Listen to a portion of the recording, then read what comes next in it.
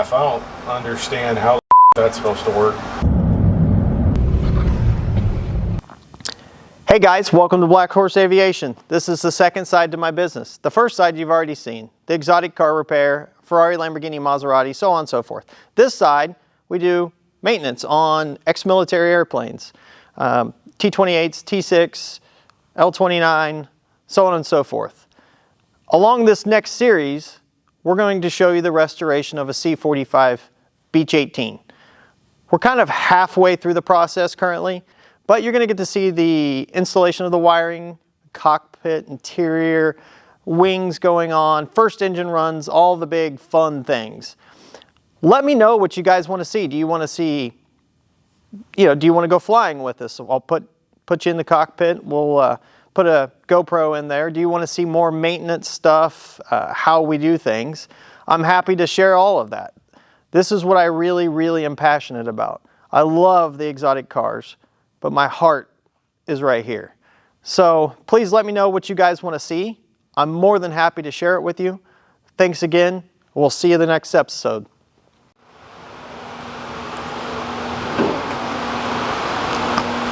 Hello? Not like You ever seen a fat guy in the back of an airplane? you fit in there. I do fit in here. Good thing it's an 18. Yeah. What are we doing? Well, I was gonna put this cable in, and I didn't think ahead, and didn't bring any tools with me. Do you need tools? Yeah. Well, I'm gonna have to. That sock looks pretty nice in there. Yeah, I still need to attach the front, and I gotta figure out the lower half. I don't understand how that's supposed to work. Well, say hi to the world, Andrew. Hello. So Andrew is working on the tail assembly and doing the all the cables and rigging and sock and all the assorted fantastic stuff that goes down into that hellhole right there. What are you doing after that? Ooh, I gotta finish running the cables for the tail, and then just start working my way gradually forward. Yeah. Putting all new pulleys in, all new hardware on all the pulleys, making sure everything's right and clean, and then just work towards the front with the cables, and then work from the center out into the wings as well. Yeah.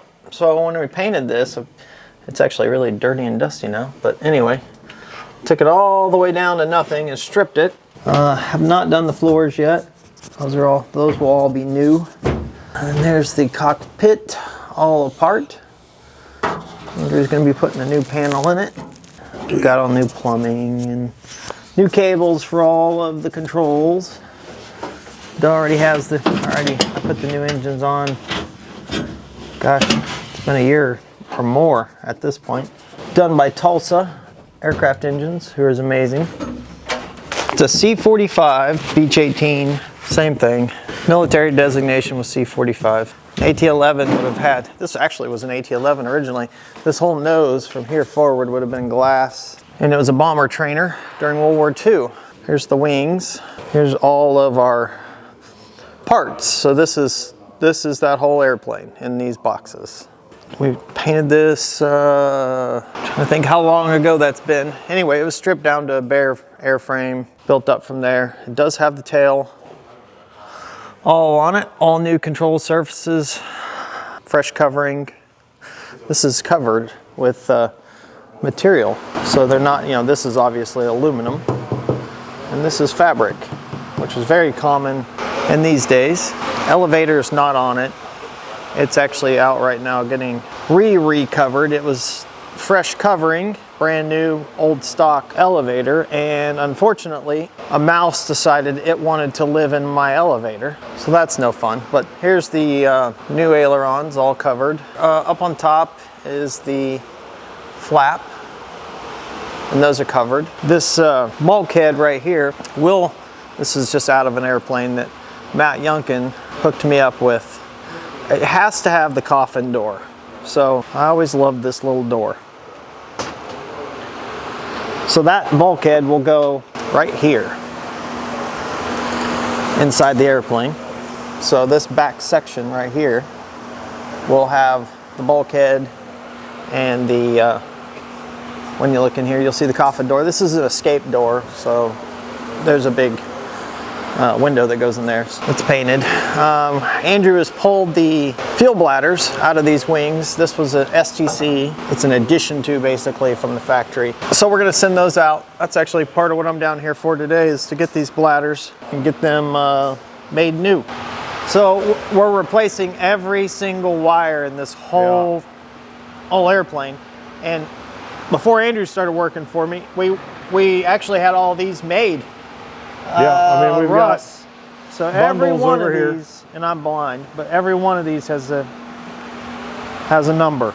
We got bundles of wire here. Every single one is laser etched with the number. Just like the factory did it. That's just how it left. Yeah.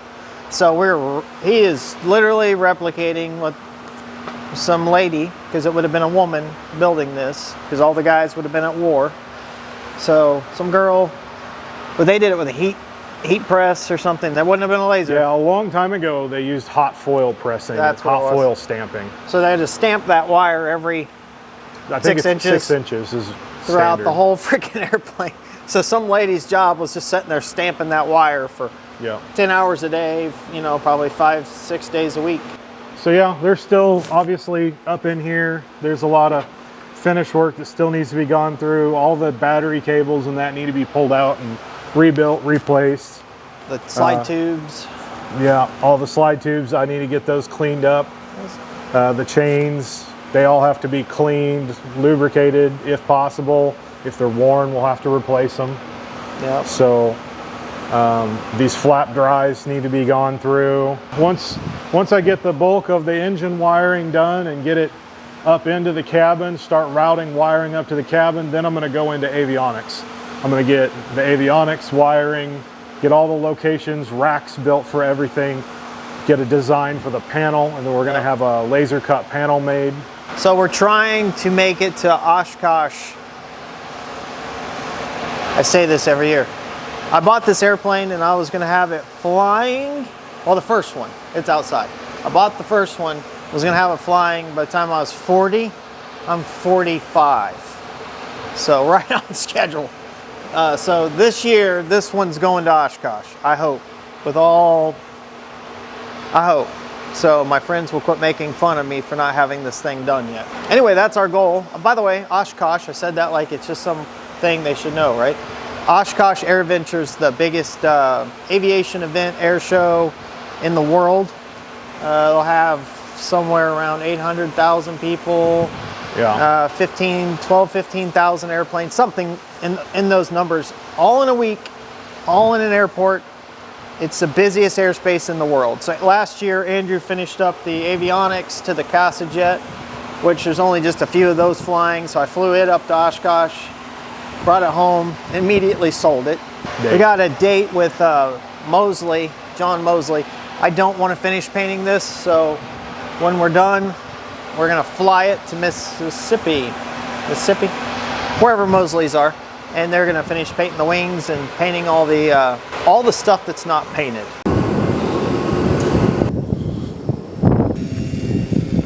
Woo! It's a bit tipply. 11 degrees. Yeah, it's a Janitrol heater. You want to be on fire? Yes, I do. Clip.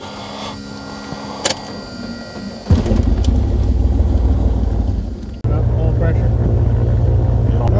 Cylinder head temperatures are in the green.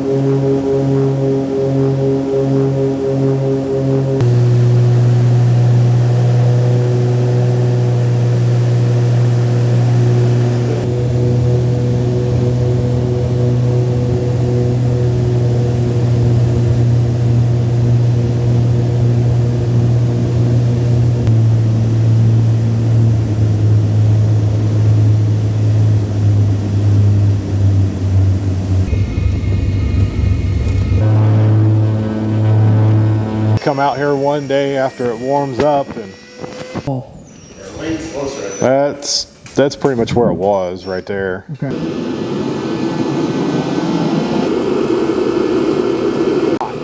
Yeah.